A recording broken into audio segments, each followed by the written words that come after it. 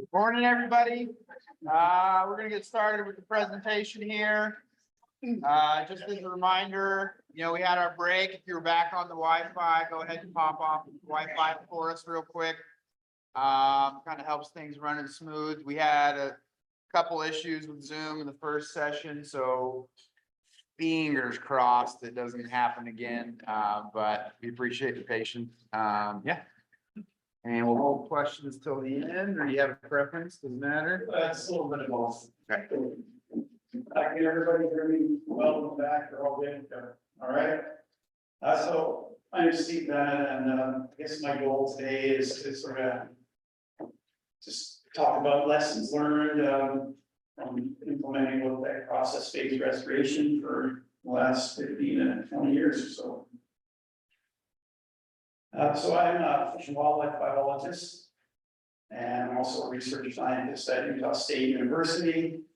And I work with Joe Eaton and Nick Atlas. Joe's a fluvial geomorphologist and Nick's a fish ecologist. And together we've been studying rivers and with a focus on restoration and in particular low-tech.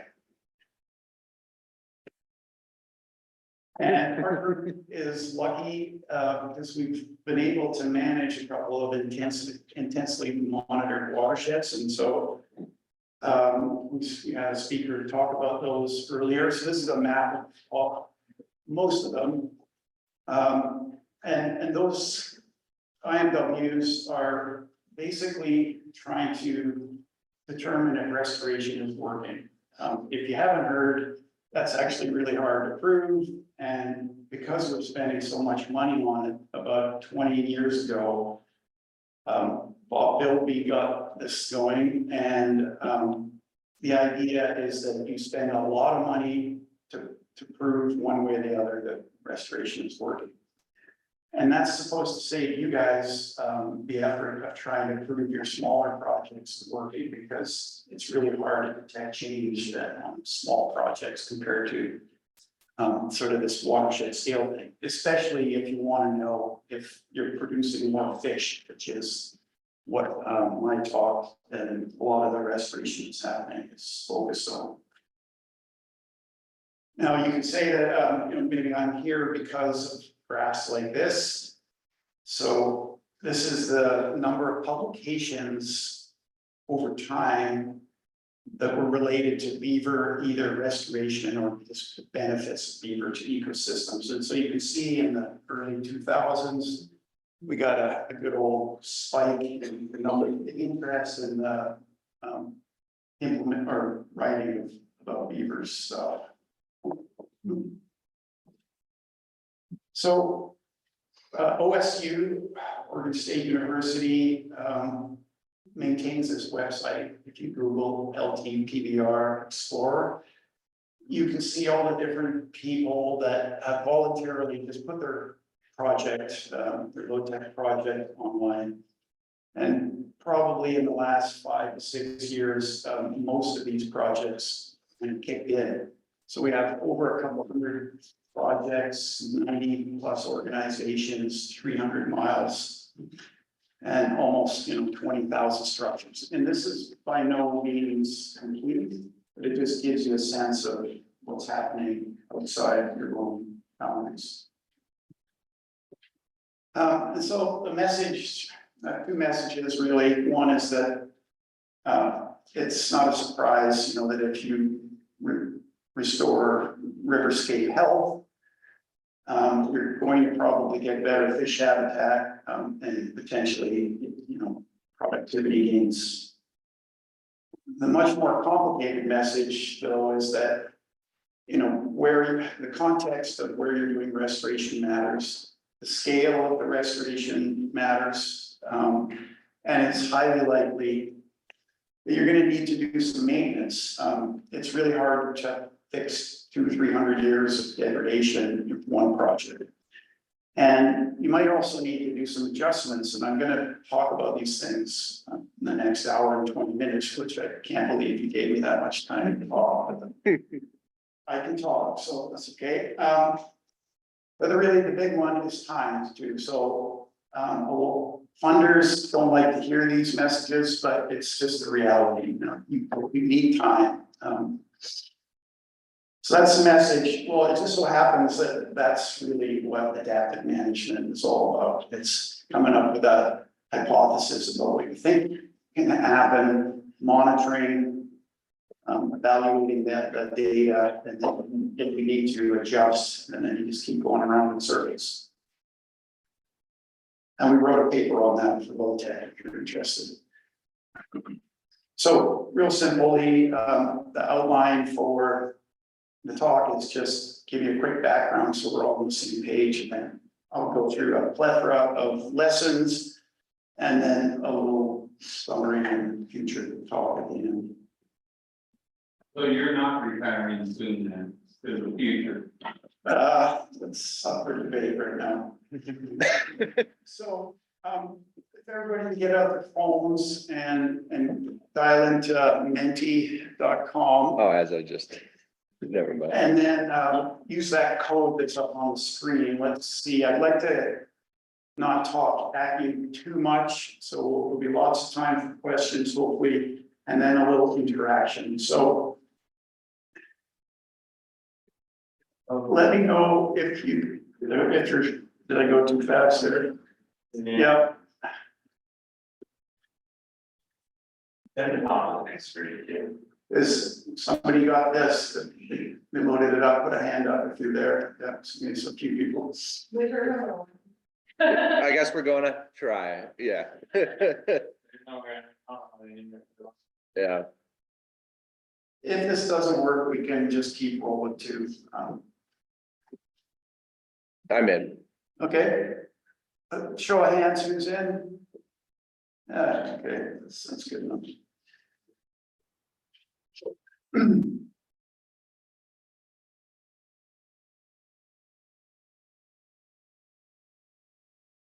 Okay, so I'm gonna ask a few things about you. The first question is, you know, what part of restoration are you engaged in? I'm just kind of curious. Oh, look at that. Oh, we can't do more than one. No, I've seen people use this. This is my first time. This is great. So it's gonna be a little bit of a practice, but. Oh, look at all those parts and everything. All right, so there's a lot of implementers out there. That's good. I like that part. It's really hard work, but it's gratifying. All right, I'm gonna shut this one down. No funders out here. That's good. Next one, we've talked quite a bit about this already this morning, but just like where do you do your work? So this is just a percentage, so your numbers should add up to 100. And I threw this third category there, easement, just so that if you weren't sure whether it's public or private, you know, it's like a conservation thing with PNC or something is where you work.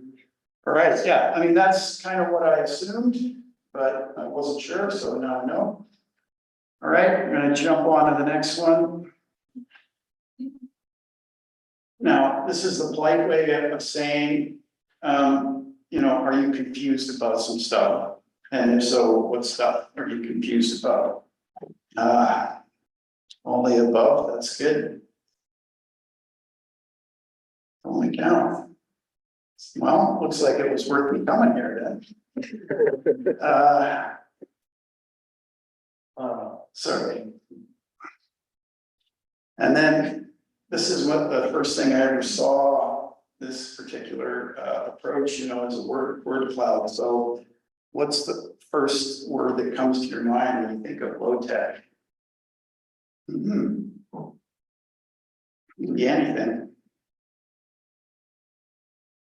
EDAs definitely right in the center. They started a lot of this in Beaver.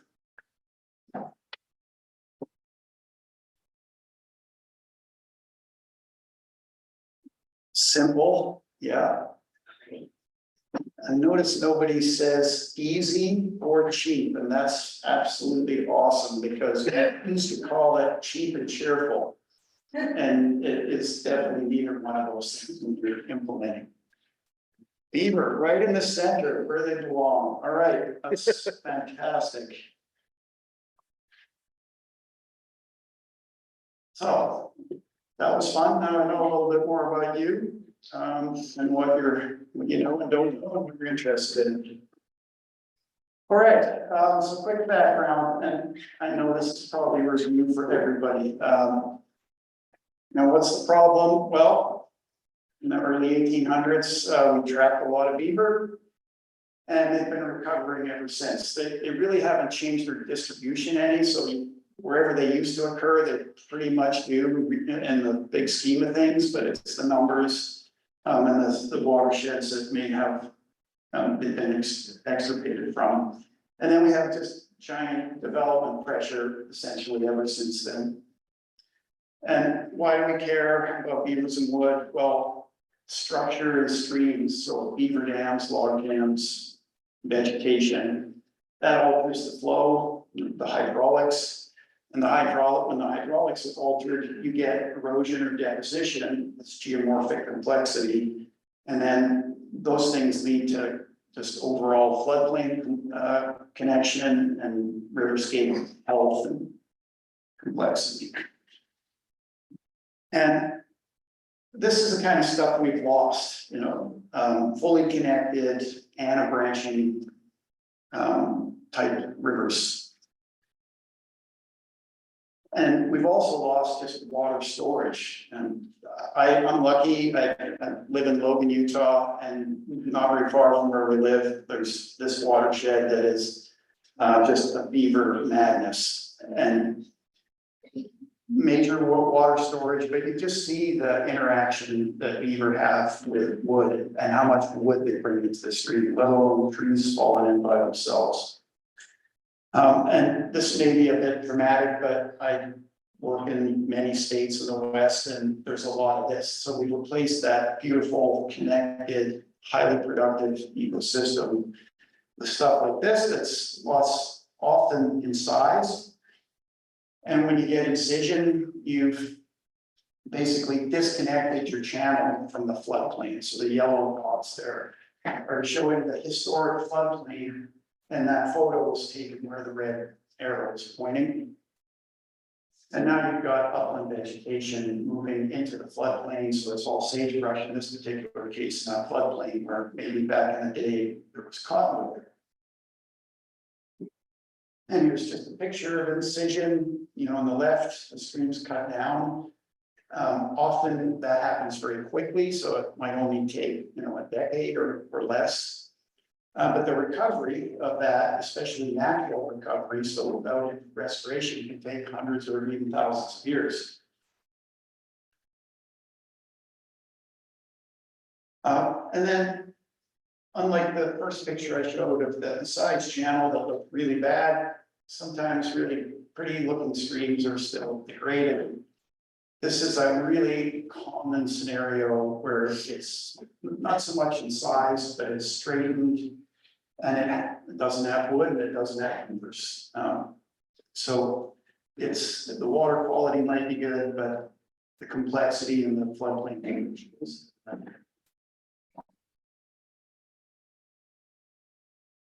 And, you know, just to sum up 50 years of previous restoration, you know, tended to be form-based, which is just another way of saying we built the river that we wanted with machinery.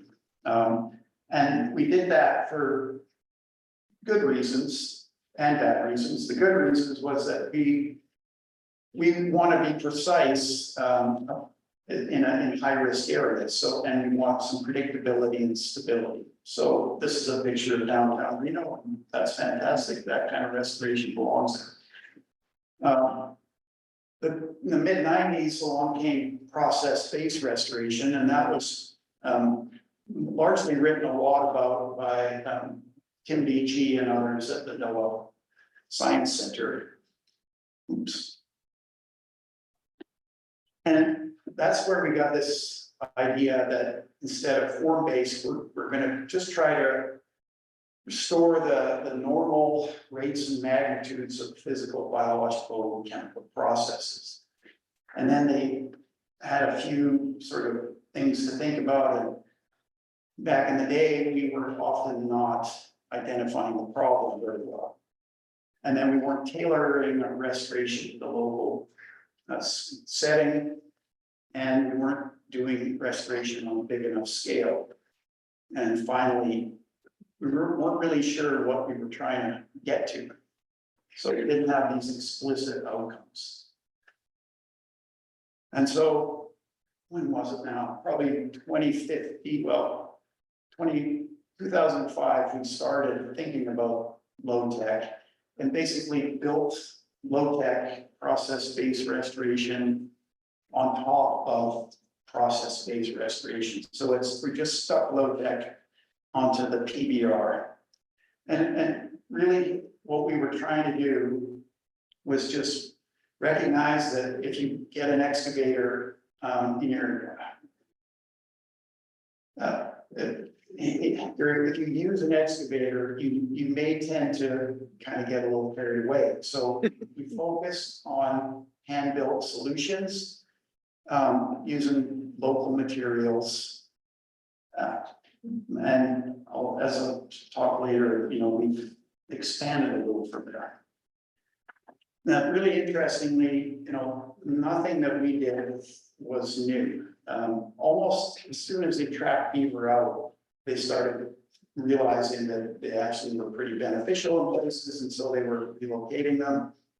That top picture is a famous beaver, had a name, Geronimo, and in the 40s and 50s, they were trying to figure out how to be able to throw a beaver out of a plane with a parachute in a box of egg and hit the ground. And that beaver, I think, had 10 different trials before they got the box right.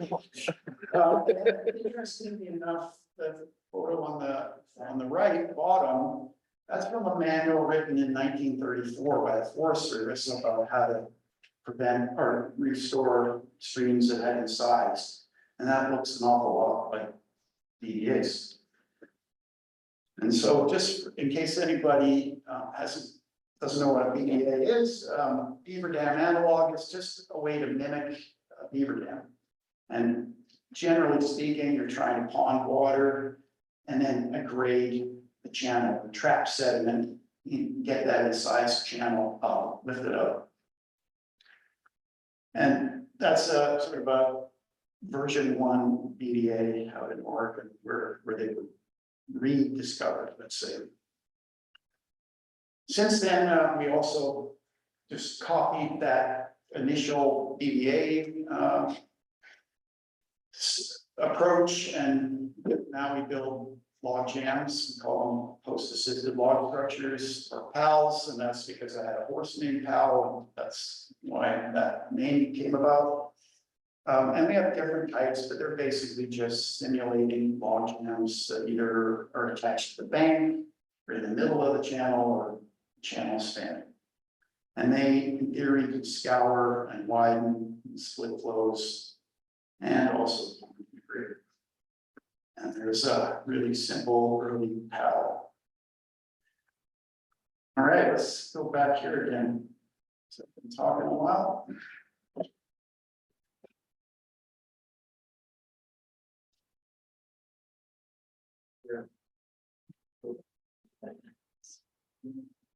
Look at that, I'm getting thumbs up and I'm not even sure why. That's interesting. Sorry, we go back a little bit, I didn't have even. Yeah. Sure, I didn't know, I can close other things. Yeah.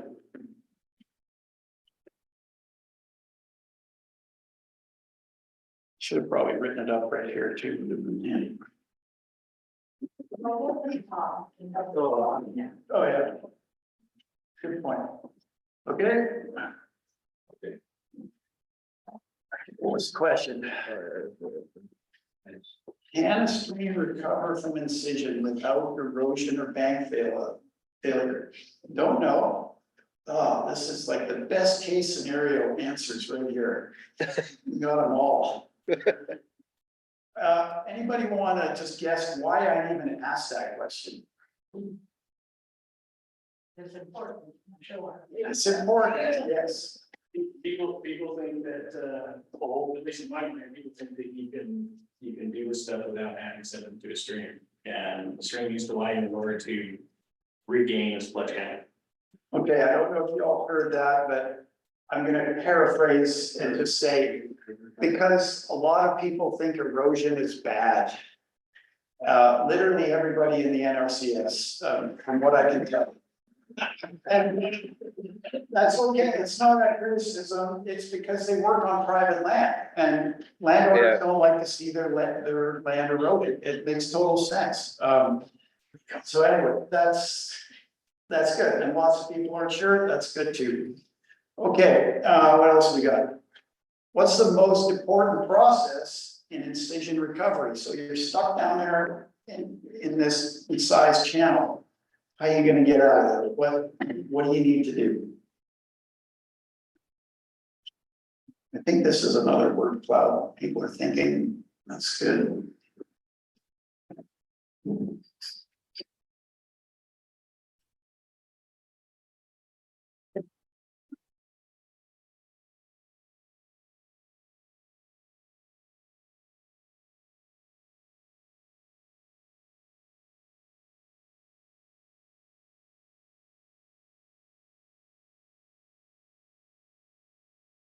All right, well, we got a lot of stuff there. Bank stabilization is the only thing that worries me that I saw there. But that's okay. All right, thanks for doing that. So this is a stream evolution model that was published, I believe in 2013. Who's seen that? This is also a simplified version. Who's seen this before? Okay, like half of you maybe. Okay, so this is how we answer that question, the last question about how do we get out of being an inside stream? So incision is natural, but a lot of it happened when we showed up, being Europeans, and did all sorts of bad things to rivers. So yes, widening is the first thing that has to happen in this model. So this model is circular. You're starting at an unincised at the top, and then something happens and you incise. And widening reduces stream power. And just that alone allows the river to start recovering, because then vegetation starts to grow. As it widens, it develops an inset floodplain. So it's a floodplain that's down at the bottom of the channel, but it's wider than it used to be. The vegetation starts to make sediment deposit, which now is degraded. And so at some point you go from widening to widening and grading, and over time you get back up. But again, it can take a long time. The other thing about this model, this was the first stream evolution model. They didn't even have a stream evolution model. What they had was a channel evolution model up until this time. And it's really important, the difference, because fluvial geomorphologists, people who study rivers and how they form, the form and function of them, just like calling your model channel evolution model means that you're not even thinking outside the channel, you're just looking at the channel. And now we recognize that the floodplain and the channel need to be connected, and that this model identifies that. So the top here, that's at stage 0, anastomosing, that's recognizing that your channel and your floodplain should be connected. Has anybody got a question? I don't want to get in the weeds in this, but it's just really important. Just if you're going to be an implementer, you want to be able to think about how your stream is going to get out of this condition, this incised condition. Yeah. Specifically about streams next to roads, and the road is like drop off. Yeah. Yeah, move the road. Up a major highway. Yeah. Don't do process-based restoration near infrastructure. Rivers need space. It's so important that it's our first principle of riverscape health. So there's lots of places where you can work, but if you work on public land, like a lot of you guys do, it's more difficult. So this is the conundrum. Right, I guess the thing too is like, this restoration would be separate from making sure the road stays stabilized, like that's something else that's happening, and then the restoration. I'm not quite sure what the question is. Just personal clarification, but no. So you can still work, beside a road, but what you hope to accomplish will be reduced by whatever amount the road is taking away from your floodplain. So you can still work in those kind of scenarios, but your benefits is gonna be lower and your risk might be higher. That situation, can you like raise it, like have like I guess bridge that follows along it, to allow the river to kind of spread out Not quite sure what you meant there. on the bridge? Like the raise the road off the ground, don't fill it, yeah. Yeah, if you're talking about a road crossing, I thought we were talking about a road along your I river. thought about that too. Yeah, but definitely if you've got, Patrol. undersized culverts and crappy bridges, replace them, yeah. That's also a massive. All the way through that. All right, I've lost my train of thought a little bit, but this is this little red arrow up in the top right, that's also because this was the first model that geomorphologists built, that you could go in two different directions, so you can go around, but you can also go back. So you don't have to widen if what? You just degrade. So you put a BDA in there, or you put a beaver dam in there, and if it doesn't blow out and widen, then you're just going up, and I'll show a picture of that. All right, about 50 minutes to talk about all the things we've learned. So talk just briefly about structure evolution, because it's how we've changed the way we build things. Because it seems like people are stuck in the past. I'm not saying you guys are, but just we do a lot of workshops and see a lot of structures built. Then I'll talk a little bit about planning and design and then more about implementation. So this is a picture I showed earlier. At VDA, also we call it a wicker weave. So you drive posts in and then you're weaving willow, putting some dirt up on the front and then maybe some sticks hanging out the back. That's how things kind of started. And then we just made fancier ones of those. So we put a mattress on the back. Does everybody know what a mattress is? Who doesn't? Okay, so beavers put sticks at an angle like this on the back side of the dam. So in this particular photo, the water's coming towards us. And that mattress is, as the water goes over the dam, it hits all these sticks and that dissipates energy. So they lay the sticks on the back. They're not really supporting the structure. They're just breaking up the water as it comes over so it doesn't scour the dam. So we figured out that you needed a mattress because the first few BDAs that we built that didn't have a mattress, the beaver that were there would put a mattress on them. And we're smart and we decided we do what they do. Now, we do a lot of this, especially when we want to get water out on the floodplain. And sometimes you're so in size that you have to do several iterations to get, be able to get onto the floodplain. But when you have the opportunity, and these are just built more like a beaver would build them. So there's none of this weaving stuff. And often we build them without the posts and then they drive posts in afterwards. And you can do it either way. And I'm going to show you a horrible schematic here because my graphic design is not great, but this is what that structure I just showed you looks like basically. So the material is lying, parallel to the flow.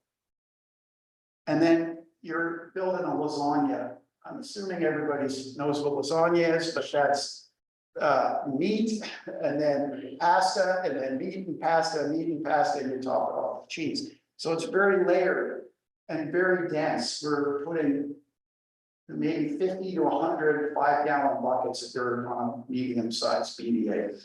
And then you're just doing this and flattening it down.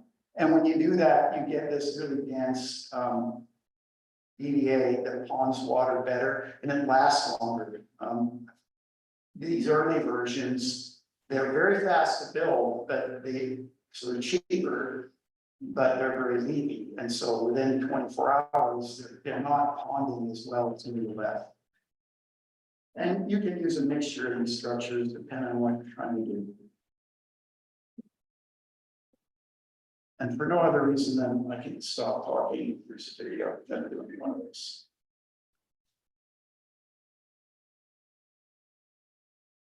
Takes a lot of people, and if you look here, you see buckets just coming and coming and coming.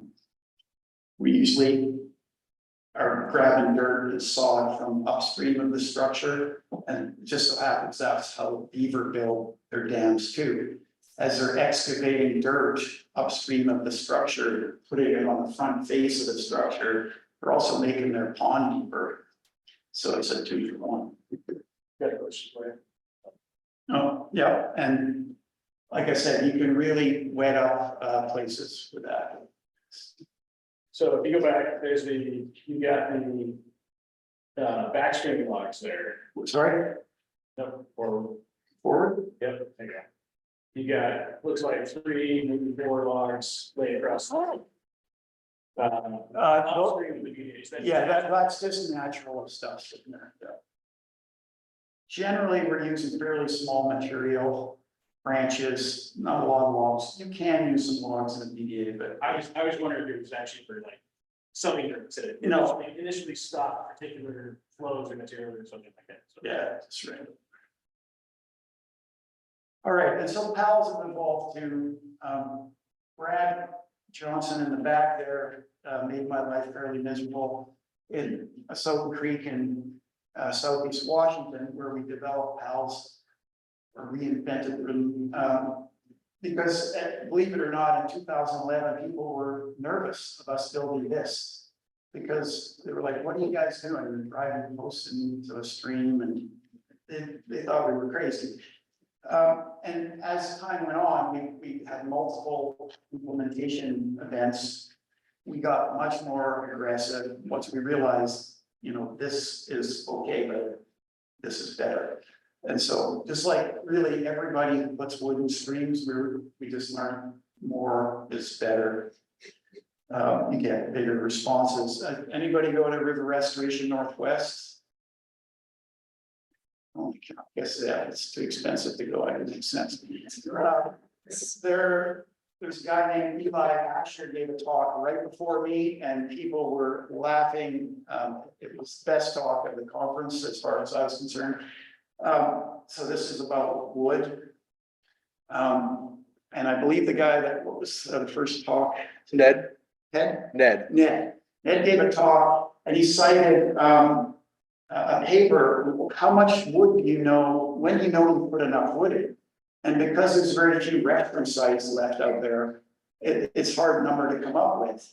And there are a few published papers, and so that's what Ned said. Hey, this is what we're shooting for. 100 pieces per 100 meters, whatever that number was. Well, Eli gave this talk and said, here's the reference condition, and he just doubles or triples it.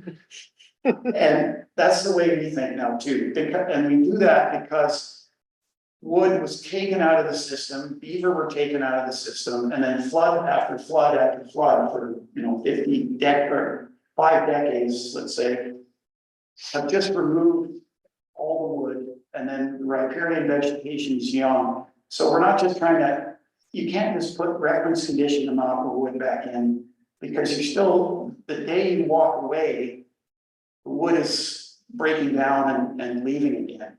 Because the stream is still degraded, so. The takeaway is put a lot of wood in, so now we're pulling trees in, we're actually trying to recruit trees by pointing pals at trees that are already leaning in, so that they just erode the bank and fall in more. We put a lot of wood in.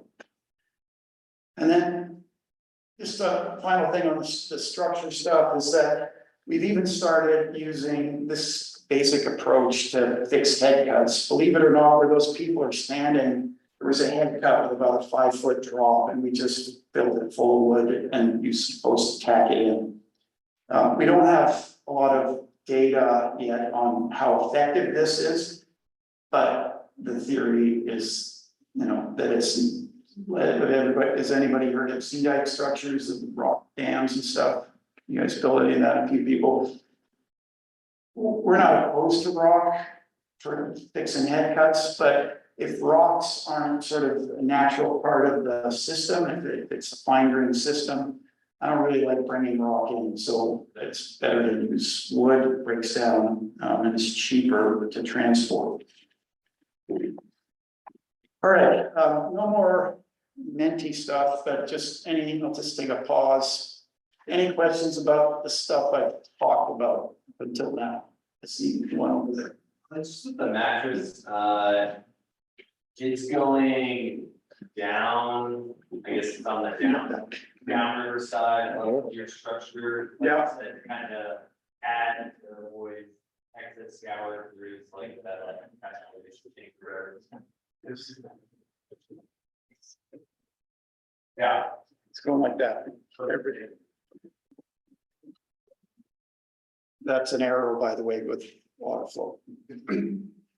Yeah, Yeah, hi, my name is Lucas, I work with the Conservation District. This question might be a little in the weeds and might cover it later on, but I'm curious to hear how Anabranch approaches or views building these structures in a system that has more variable flow throughout the year. I think with our structures here in Cheyenne County, we're seeing that throughout the year, water level will go up and down according to snow melt. And we're kind of up against this question about how, I suppose, the structures function at times of high flow where water is going over them, and time where water is too low and there's basically no water in the systems in those times of the year. yeah. Do those, I guess I'll answer it in a short way, in that we work in intermittent streams and perennial streams with over 1,000 CFS flow. So we've seen it all, and spring systems. So yeah, water goes up and down. That's not necessarily a problem. So I think I might have these coming up later on, but when does a BDA do its work? So is it at low flow, at high flow? All, right? So beavers don't just want deep water, at some point in the year. They want it year round. It's their safety. So you're ponding water, and because they're so much more or less porous than a log jam, they pond at low flow and high flow in theory, but you need a lot of sediment and dirt and sod. Pals really only do the work at high flow. They're a log jam, they're not they're much more porous than a BDA. But a BDA can turn into a pal just by becoming a blob of sticks that leak, and a pal can turn into a BDA by getting plugged up with everything, and it's not ponding water. Yeah. We talked a little bit about how we decide where to put PAL, but what are some of the things we look for in placing them there? Just whether you can get that water out on the floodplain, basically, right? And if not, how high can we build it? This is a tricky thing, and I'm not gonna talk too much about structure placement. It's just would be way better if they're all outside walking, stream and doing it, but I'll try to if more questions like that come up. So when I was working on, we were actually cutting aspen up in the high country and helicoptering and dropping them like lawn darts that we. Is that still something that's being done at all, or you know, I hope, places other than aspen that be done? yeah, it's tough when, if you have a stream that has no food, and you wanna get beaver going. It's complicated because they will eat all your plantings, while you're trying to grow food for them, so, yeah. I don't know if too many people are doing that though. We gotta go with the, the biggest outlet for the least amount of work, so I wouldn't go there. I'm gonna keep moving just because, we're gonna bog down right here. All right, talk a little bit about this, and if you lose me here, really the only part of this that I want you to take away is that if you're not a fluvial geomorphologist and you haven't studied rivers, just find somebody, get a buddy and pass on that. The problem with this approach, low tech, is it's so easy to build the structure. No, it's not. It's really hard to build a structure, but it's intuitively easy. And you don't need any training, like 5 minutes and you're off. You're a kid putting sticks in the river. It's not hard to build them. But it's much harder to understand how long it's gonna take to get where you wanna go and the steps that you might need to get there. So it's the one part that we can't teach people in workshops. All we can say is, if you're not sure, you find somebody to help you. And hopefully that person is bought into process-based restoration, because if you haven't, that's the wrong kind of geomorphologist to talk to. I'm very serious about that. Okay, so this is a simple geomorphology lecture in a couple of slides. You've got 3 types of rivers, they're confined, so the Grand Canyon, it's in a gorge, or can't go anywhere, very little floodplain. Then you have the majority of rivers in a watershed. So if you add up all the stream miles in your most watersheds, it'd be partly confined. And that just means there's floodplain there, but it's either in pockets or it's disconnected. And then you get to the stuff that everybody loves to work in, the big meadows, the sexy places where everybody loves to drive machinery, even though it's super sensitive and, productive area. So that's what you have, 3 types. But then when you start breaking it out by things like slope and energy and substrate, it gets a lot more complicated in a hurry. And this isn't all of them. This is just a graphic to give you the idea that you go from, as you're going from confined to unconfined, you're getting all these different kinds of rivers. I put 2 stars here because, like I said, most of the streams I work in are partly confined or unconfined. But if you notice down below unconfined, there's really only, that's where anastomosing or anabranching is. So that stream evolution model we looked at was really just for that anabranching type rivers. Well, there's all these other kind of rivers that we don't actually have a model for. We can learn about some of the potential things that we need to know from that model. But we really need more talking and sort of thinking about what is it that these rivers, these other rivers are supposed to look like? And otherwise, how are we going to know when we get there? Now, luckily, I think I mentioned geomorphologists have really upped their game in the last little bit. And now they finally recognize that biology is a major driver of some rivers. And so that's where we're going to be doing low tech. And that's basically where the stream power is lower. And this thing they call erosional resistance is sort of moderate. So that's on the bottom there. So that's what that's meaning is that if it's too erosive, like very sand based, then any wood or beaver dams you put in there, they all just get cut around or under because the sand is just moving all the time. So you want substrate that's sort of there, but on the other side, you don't want to be in a bedrock canyon where you can't really build a beaver or beaver dam or hold a log jam there. So biology matters in some places, and that's where we're working. Now, what we do now, and this is because I get to work with geomorphologists that have bought into this PBR approach, is we think about regimes, and that's the flow regime, the wood regime, and the sediment regime, and there's really good papers, summary literature papers that have just been written on all this stuff. And then we think about the role of beaver. Now, I'll just give you this example. This is, I think you don't want to go too far down this rabbit hole, but we think of regimes with these in mind, the magnitude. And so I'm showing you a graph here. This is just a plain old boring hydrograph, and it's about as boring as a hydrograph can get. So it's a whole year's worth there. And the takeaway is that there's not much going on. 10 CFS bouncing around. This is Alcoa Creek where Brad works, spring fed. And so the magnitude is low, the frequency of events is low, the duration of events is low. And that's how we go through looking at sediments and looking at wood. What's the magnitude of the wood inputs? Where are they coming from?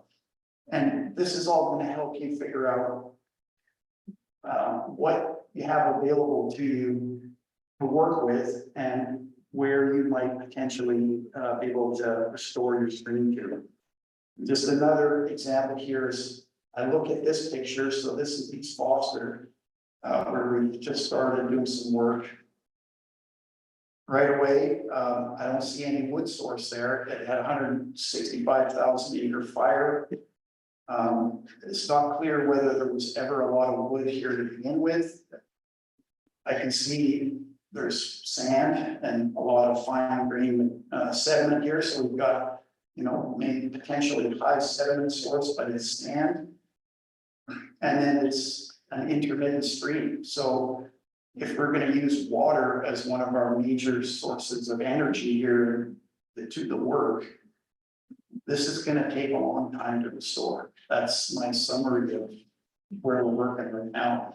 And then what's the role of beaver? Well, actually, believe it or not, in this case, there are beaver living up and down here, which is hard to imagine.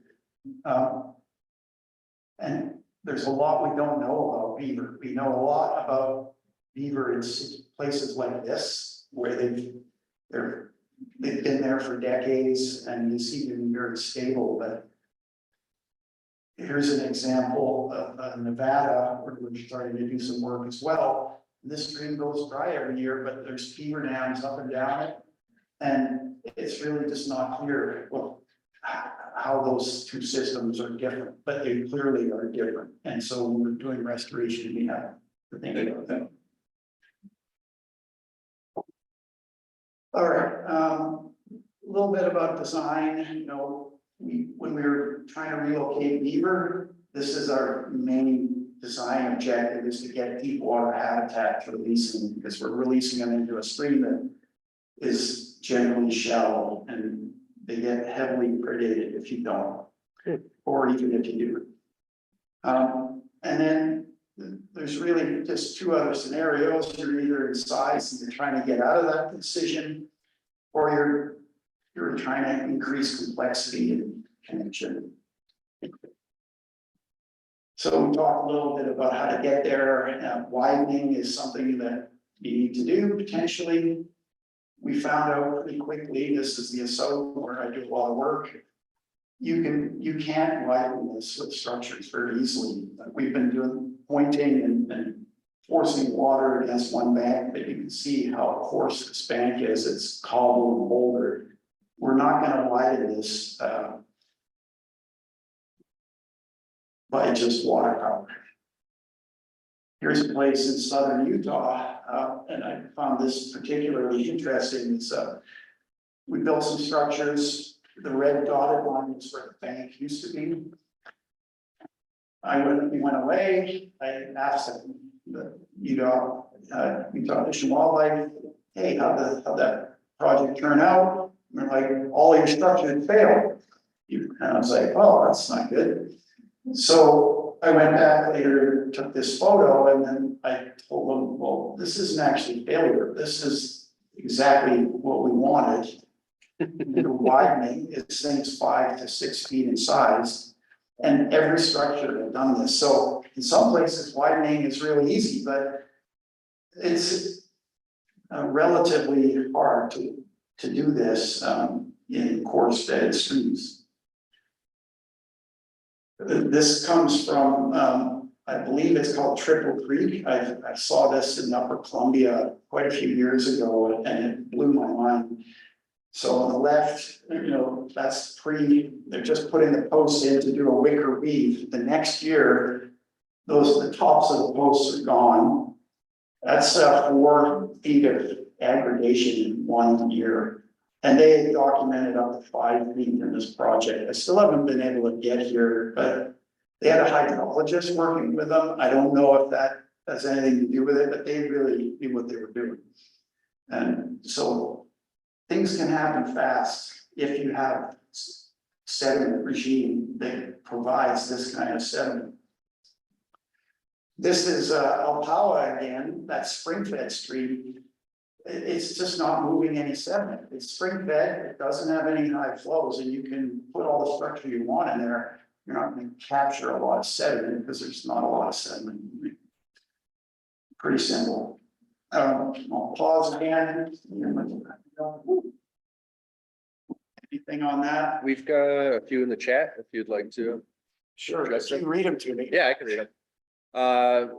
This may be addressed, but are there any studies comparing incision control between BDAs and PALs, or resources comparing those to other types of erosion control structures? Yeah, my next 10 slide or 20, 30 slides are going to talk about that. Awesome. Then is there a point in which you would identify a creek to be too incised or considered too deep to attempt to reconnect? We can talk about that in a second too.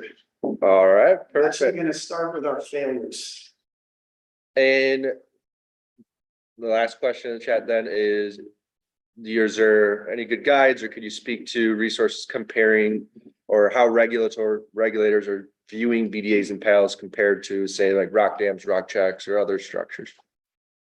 Yeah, I can talk to permitting in sort of one sentence, I guess. It's frustrating. But it's also highly variable, and it changes even where it's relatively easy 1 year, the next year, there's high turnover, it seems, in permitting until you get a new person and you're starting all over again, even in the place that you've been working for a while.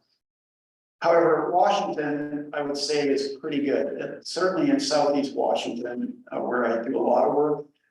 And I think that's just because that's where the Asotin is. Everybody's seen it. Nobody's died. And so permitting, I can get an HVA permit in a couple of weeks down there, whereas it might take 6 months or longer somewhere else. Okay. The stuff you all look for, what's really working, what isn't. So I'm going to talk about beaver management, let's call it for a second. The bad news is that, beaver are still considered a pest. It's just that simple. I don't blame people. If they were cutting down my trees, I would be happy. This is a problem. All I can say is I think I'm seeing a change. Old ranchers, I think, are looking back on their life, and they maybe even fished in beaver ponds when they were kids. We have multiple, singular cases of those scattered around where they're all in on beaver stuff now. But it's going to take some time. And as I mentioned, we want to do process-based restoration. We need space. People have to give up some space, one way or the other, to really get the uplift. I was just at a workshop in Nevada. This particular thing I'm gonna show you is not the one I looked at, but this is now 2 or 3 landowners in Nevada that both figured out by themselves that if they just changed their grazing practice, so they just left the cows out there, picked them up at the end of the year, and this is the photo, that's what you get, the photo on the left, you know, the cows just stay by the water, because they like water. All they did was intensively graze in the fall instead, so they just moved things around. The willow came back, and the beaver came back, now the landowner grows more pounds per square acre of beef than they used to, and there's a fish response too. Now, we're involved in living with beaver stuff, so a bunch of us in the company are certified beaver relocators. Anybody in this room, as long as you haven't had a wildlife offense in, I think, 2 years, could get certified to go grab a beaver and take it somewhere and put it. It's that easy. It's like a 1-day course. There's very few people that have done that because nobody will give you any money to do it. It's not funded, but it's allows you to actually do it. The weird thing is, this is in Washington, they call it a beaver relocation program, but the very first sentence says, above all, we want to live with beaver, not move them. And that's simply because if you move wildlife, the survival rate is really low. End of story. It just is. What was the certification called again? Beaver relocation program, just Google that and it'll pop up. Yeah. So, just like I was mentioning about the ranchers, you know, most landowners, if a beaver plugs a culvert, they call somebody, they trap it, lethally trap it, and story. Now that our phone number and a few other groups' phone numbers are on the website, we get a call. They say, hey, can you come and relocate the beaver for me? Because that's what the name of the program is. And we say, well, we'd really like it if you could live with the beaver right where it is. And amazingly, that we can talk people into doing that. However, it's not funded, and that's a bit of a problem. Now, I'll just give you this quick success story. So this is southeast or southern Idaho, fairly close to where I live. It's Jay Wild on the left. If you Google him, you'll come up with 100 articles. He's famous dude. He tried to relocate beaver on his stream that flowed through his property, and in the middle there, you know, it's a couple feet wide. But when he was a kid, beaver there, ponds, everything was good. Used to be perennial, now it's going dry every summer. So he threw some beaver in, they didn't stick. A couple years later, he found Jill on the internet. We built 25 BDAs over a couple of years, threw in another bunch of beaver. Long story short, in about 4 or 5 years, there's now over 200 beaver dams on this property. So that little skinny stream now looks like this. And I'm not going to explain the details of this graph, but Jay is actually a citizen scientist. He's an amazing guy. And he documented when his stream went dry. He just took a picture, June 5th, it went dry. And he did that for years before the beaver were reintroduced. So the blue dots are building a model that says, based on the snowpack and the snow water equivalent, when did the stream go dry? Is an R squared at 9.96, so it's practically a straight line. In other words, we can predict when the stream goes dry before the beaver show up. All the orange dots are when the beaver have built all the dams, and they're a year, so each dot's a year. So basically, the stream is now almost turned perennial again, and or flows 3 or 4 months longer. And we just so happen to have some fish data. So and we're looking at the places where there are no beaver dams, that's unimpounded, and then the places where there are beaver dams. So pre-restoration, it's all unimpounded. And then post-restoration, basically this graph is showing that the fish density went up in both the beaver dams and the unimpounded, but all the fish are in the places where the beaver dams are. And that's like a 500% increase. And that's cutthroat. And I'll just play a video of the beaver because if we're going to talk about, we've got to at least look at them. This is Larry, the trapper. We met and he helps us because he's a third generation trapper. We learned a lot from him. He's killed, and his family probably killed hundreds and hundreds of beavers, you know, fur and whatnot. And now he is so protective of these things that he's really annoyed with cougars and bears. So, and Larry's actually working with our crew as we speak. Okay, so that's the good news, bad news, but this graph, this table just kind of summarizes the overall problem.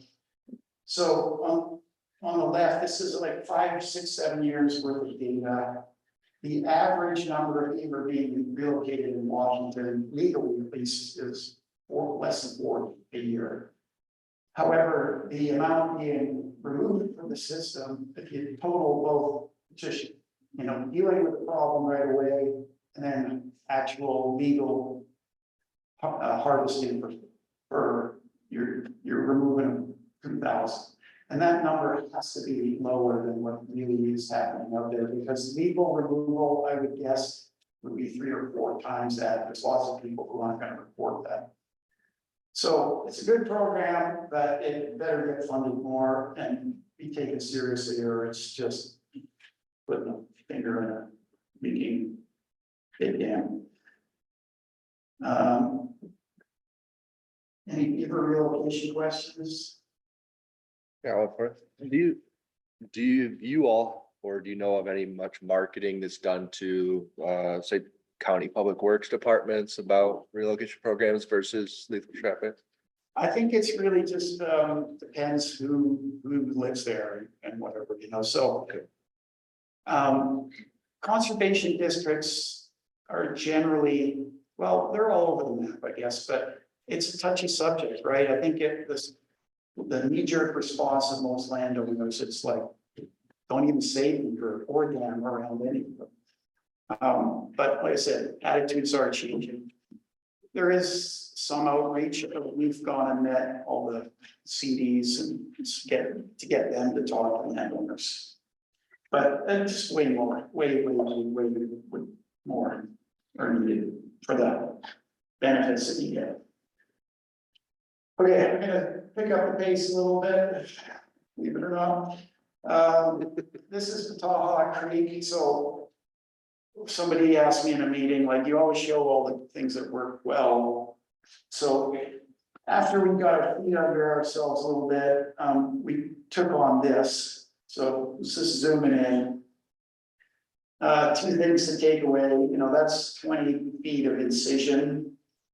And that's all reed canary grass down there. You know, so I was up for the challenge and got on my butt. So there was some beaver downstream a few miles. It wasn't as incised. And what gave me some hope was that they could build dams. There was willow there, and it was sort of a chicken and an egg thing, you know, where the willow there and then the beaver came, or the beaver helped to establish the willow. But they were trapping sediment and they were shading, the willow was shading out quite a bit of the reed canary. It certainly was still there, but it was like, you know, 50% instead of 100%. So this was what we wanted to try to do. But unfortunately, we did a trial, and in the trial, the posts went in and we built these little structures and we were like, this is gonna be great. When we went to do bigger implementation, we found out that most of it had incised down to bedrock. And you can't put a wooden post into bedrock. So we had problems building structures. And then when we did have structures and stuff, they would trap sediment. So that was cool. They would occasionally widen the channel. But the reed canary grass just took over everything within a year. And then on top of all that, because there were beavers swimming up and down, this is 40 miles long and it flows into the lower Toucan River, high priority salmon stream. Like this thing needs to be restored. It's a major part of that watershed. So we're gonna try and grow some food, let the beaver fix it, and of course, the beaver just mowed down all this stuff. We've tried paint, we've tried caging, etc. And I basically gave up for now. And then we see a lot of streams like this, like, that's a tough stream to fix. Who knows what that thing is supposed to look like, but there's actually steelhead that go up and spawn, upstream of this lower hellhole here. Okay. Almost there. Who's heard of Bridge Creek? Bunch of people. This is where BDAs were, rediscovered or whatever. This would not have been a success story if BLM hadn't changed the grazing practice. So that little thin green stripe there is willow that was recovering after removing grazing. And once the willow came back, boom, beaver were there, but they were still in this incised channel, high stream power, their dams all blew out. And this was well studied. So they had a 15-year record of the number of dams that were built and how long they lasted. And 90% lasted less than like 1 year. So BDA's actually got their start by counting posts into existing beaver dams, just trying to shore up those beaver dams. And then they were going to do multiple treatments, but they never got permission to do it. So all they did was build 120 BDAs or supported beaver dam over 4 kilometers. And within a few years, there was 300 natural beaver dams, and that incised stream, boom, floodplain connection, all sorts of wonderful stuff. I'm gonna just kind of rapid fire some of what I think are the fears out there still. Oh, well, beaver are gonna warm up the water. So these are 2 series. On the left is the before restoration, and on the right is after. And what we found was that the temperature, this is over a long time period, or sorry, a long distance. So as the water is going down, we're measuring the change over 20 miles. And basically what it showed is that it dampened the high temperature. It didn't actually change the mean temperature of the stream, but it took the high point off. And that high point was lethal for steelhead. So we got below the lethal for juvenile steelhead. And then we went in and looked at fine scale temperature. So on the left, put in like 20 temperature probes around the places where there was a beaver dam, and then a bunch of temperature probes where there was just this incised channel. And this one to me is really cool and sort of sums up what we're trying to do, right? Create diversity and complexity. So every black line on the bottom is a temperature probe. And so you can see on the left, you've got all these different temperatures in that small area. And then on the right, they're all the same temperature. So we attribute that to basically the complexity, the hydraulic complexity that the beaver dam has created. It's forcing water down. Well, that water comes up somewhere, might be cooler, or it doesn't warm up anymore. And look at that, there's some temperatures there that are as low as 10 degrees Celsius. That's like optimal trout temperature.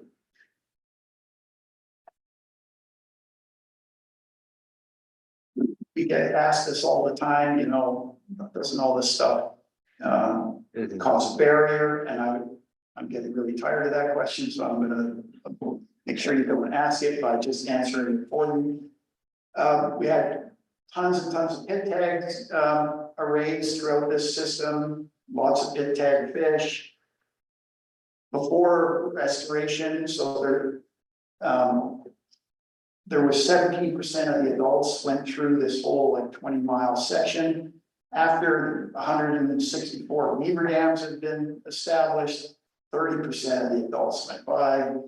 We also looked again at fine scale And we can see fish moving up and down daily through a dam, going, hanging out the pond, going back down, going back up.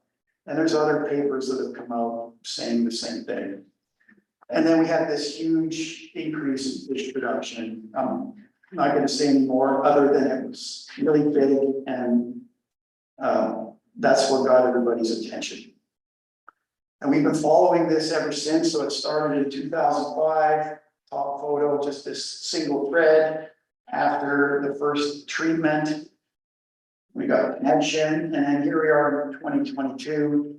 And everything is still connected, even after a giant flood and a major drought in 2022 and since. So it's sustainable, or sustainable-ish. So that's exciting. Now I'm going to flip over to a Soden. This is the pals adding wood. There's that sort of pretty stream, but it's really degraded because it has no complexity. We threw in 650 pals over about 8 or 9 miles, high density.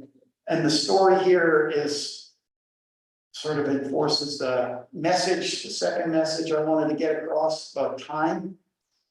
So the red line is, and to the left is pre-treatment. And in the short term, we got small changes, positive changes in just the amount of wood, right? Like if wood is your thing you're trying to restore the stream with, well, you better have more wood in your treatment than you control.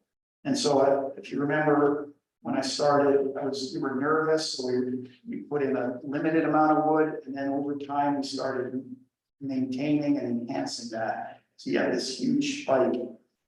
And we've been lucky, in quotation marks, because in 2021, we had a huge fire right on top of the IMW. And disturbance is another thing that's important.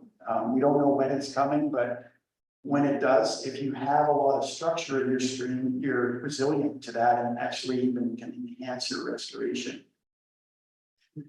And this is the same graph, except instead of wood, it's the number of pools. You know, fish people care about pools. It follows the same pattern. Treatment, change in the short term, then more as we do maintenance, and then even a pulse after the fire. So it looks more complex now. The story I want to tell here, though, is that this is a much steeper stream. So now we're talking about stream types. So it's coarser substrate than Bridge Creek, is steeper, and it doesn't have as wide a floodplain. So it's a headwater stream. Remember I said there's way more of those than there are of the big sexy meadows. So they're important. So we adjusted what we were doing. We used the fire to grab a bunch of burnt trees and throw more wood in. And then we realized that we were still not connecting to the floodplain. So we focused on connecting historic side channels, and we started building strategic BDAs. And we built that BDA that I just showed you right where it could most effectively connect a side channel. This side channel is 300 meters long. It's got fish in it now, and we built a bunch of structures in there. Now we got lots of neat responses in Soden, but the short story is that they weren't as significant as in Bridge Creek. So everything looked good. If you put the two side by side, Bridge Creek, we built 120 BDAs, and we got these huge increases in inundation, side channels, and fish production. And in Soden, much smaller, and that's because they're different streams. So it's not that Soden's failing, it's that you can't expect the same results in two different streams. And in case I didn't sort of make it clear, people got really, really excited about BDAs after this paper came out for Bridge Creek. But it's really a beaver story. It's not, the BDAs just help the beaver get going. And then they did all the work. We hardly did any. And people seem to either miss that or forget it. So don't do that. And now I think we have a more nuanced approach to process space and our whole low-tech crew. So we need all of it, right? We need changes in management, we need some low-tech. But we also need high-tech. There's places that are broken so bad, and all of these can be done with those same principles, those process-based and principles. And I think we tended to beat up the machine guys a bit in the early days. Now I'm actually gonna use an excavator to poke a few holes in berms that we just can't get through. All right. I'm mostly finished. Any questions on that, or I'm just gonna do a summary and go get lunch? All right. So, you know, this stuff works, but in some places it's gonna be really hard, and you should probably know what those places are, and you might want to avoid them. Beaver are awesome, but we got a long way to go to change attitudes and to give them the space they need. And structures are awesome too, but it's gonna take time in many places, and building many structures over hundreds of miles and doing a lot of maintenance. Funders hate this. But it's just a reality. I don't know why I'm the guy that has to bear the bad news. I mean, it's just reality. And risk, I just get a little tired of people going, oh, you know, beavers are gonna do this and beavers are gonna do that, or the PDAs are gonna hurt something. What's the risk of not doing something? I think it's way higher. These are populations that are crashing, and these streams are stuck. They need our help. Which really just means we have to get used to uncertainty, and you know, that's what adaptive management for. That's why I brought it up. All right, so beaver and wood, the benefits are, you know, they're just indisputable at this point, and you need to get rivers back to where they were, which just means maximize whatever floodplain they had to begin with and get that stuff connected. Yeah, the future is just doing a lot more. That's really the future. And the part that really excites me is that this stuff does engage people, especially young people. And we had to capitalize on them. I'll give this presentation to Jacob, and there's a bajillion resources online to do for this stuff. And with that, Thank you.